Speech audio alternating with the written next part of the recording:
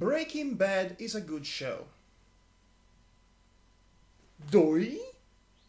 Okay, I have a point with this, so bear with me.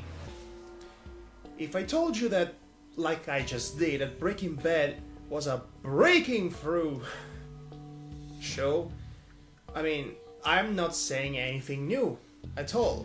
You already know that Breaking Bad is a good show. You most likely know why it's a good show. And I could tell you all about what's good and breathtaking and very entertaining and well done in general about this show. Characters, story progression, pacing, structural solidity of the narrative. I could tell you all of these things. But that wouldn't change the fact that, well, I would just be reaching the same conclusion everyone else has already reached. That Breaking Bad is a great show. So, here's where I'm going with this. What would be more interesting for me to do to entertain you? Discussing about a show you already know it's good?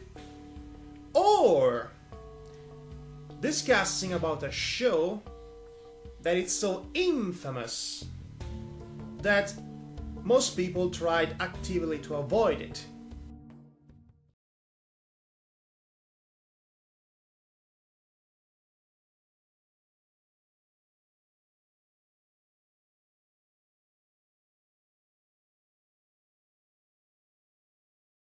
Take a look, it's in a book, a reading rainbow. Welcome one and all to the Riding Rainbow, a series of vlogs dedicated to the analysis, episode after episode, of the original G1's My Little Pony show from the 1980s. Yes, I'm going to do that in vlog form, because that's the popular thing to do apparently. So, here I am. Okay, so traditionally, you would start from the first episode of a show, but unfortunately these DVD sets were packaged with the Italian broadcasting of the original show in mind. Therefore, the first episode is not the first episode as it was originally intended, but who cares? I mean, this show most certainly doesn't care about continuity, so let's just start this. So, the first episode that I happened across, it's about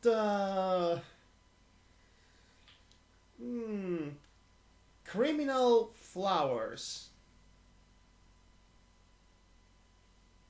Okay, let's talk about it. I expect an episode of classic My Little Pony to start in many different ways. I most certainly wasn't expecting it to start with giant enemy crabs! No, seriously. The Dream Valley is apparently attacked by giant enemy crabs who are eradicating all the trees. A couple of Pegasus ponies, of which I cannot learn the names to save my life, try to stop them. That fails. So the first thing they do is go to their human friend Megan and asking her for help. Because, yeah, when you cannot solve your own problems, you immediately have to go to the ASCAPs to ask someone else's help without even actually trying to fix your problems. Great moral, kid. So let's talk about Megan briefly. She, at first I thought she was the self-insertion character for the intended audience of the show. As she was presented, you might remember, in the original pilot of the show, Rescue at Midnight Castle, which I watched along with Lyra. Can I go home? Oh no, instead I'm going to bloody mud Mudging. Did you see what she did? She just attacked the dragon with a... That was badass. It was quite the experience. But apparently I was wrong, because apparently Megan is supposed to be the all-encompassing moral high ground character that's always in the right and always knows what's best and what to do, and she's also a bit overpowered too. What I'm trying to say is that Megan is a bit of a Mary Sue, and everyone else is lacking in personality too, so they're all pretty interchangeable between one another. But basically what happens in this episode? Unsurprisingly, the giant enemy crabs are actually giant police officers crabs. Just go with it. And the flowers, which were actually literal living plant-based life forms, are actually criminals, and they will consume the land to gain strength and size and become all powerful tentacle monsters. Yeah, about that, yeah. There are tentacle vines in this cartoon. Okay, so the first My Little Pony cartoon I watched, it has giant crabs and monster plants with tentacle vines. And they capture the ponies and Megan with those vines at some point.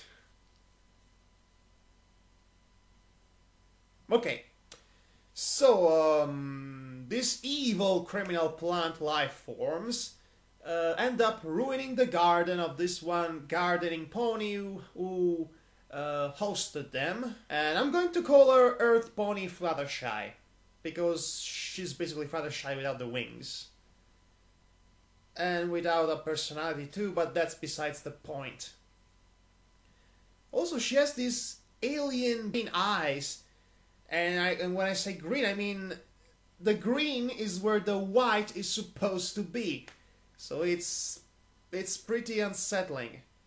But anyway, Megan basically spells out for us the lesson of the day, with that you shouldn't be judging someone by the cover of the book and cover. You know the drill.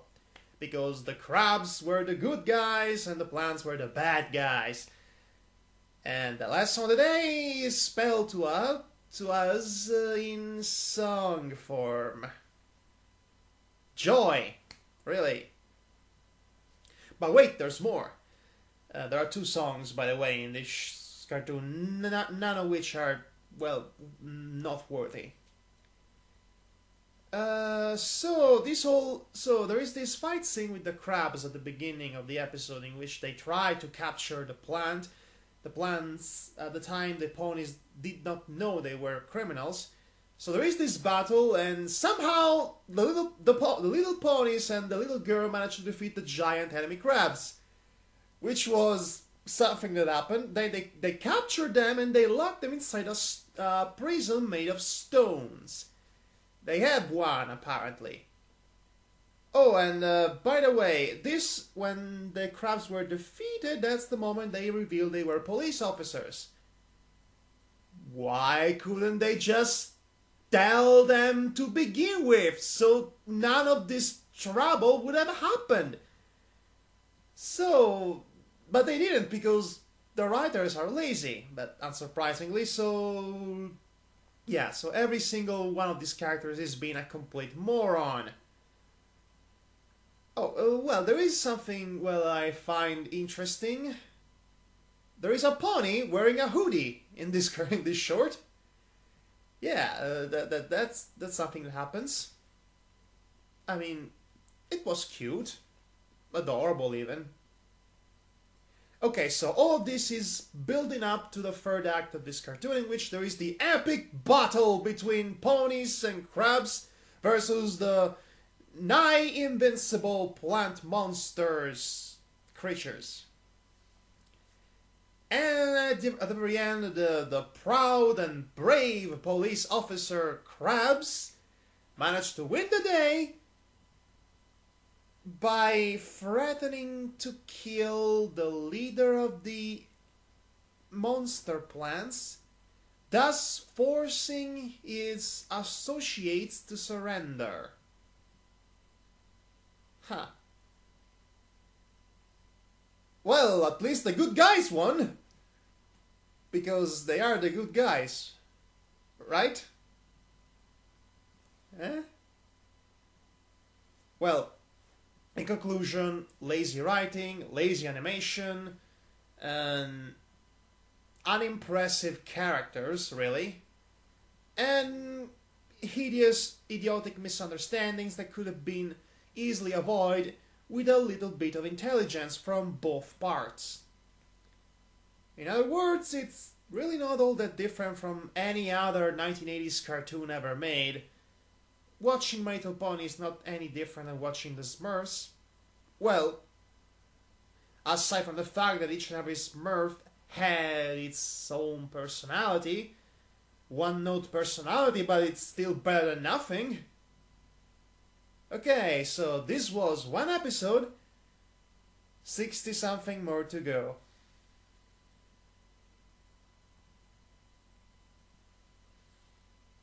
Joy! And now for the clip of the day.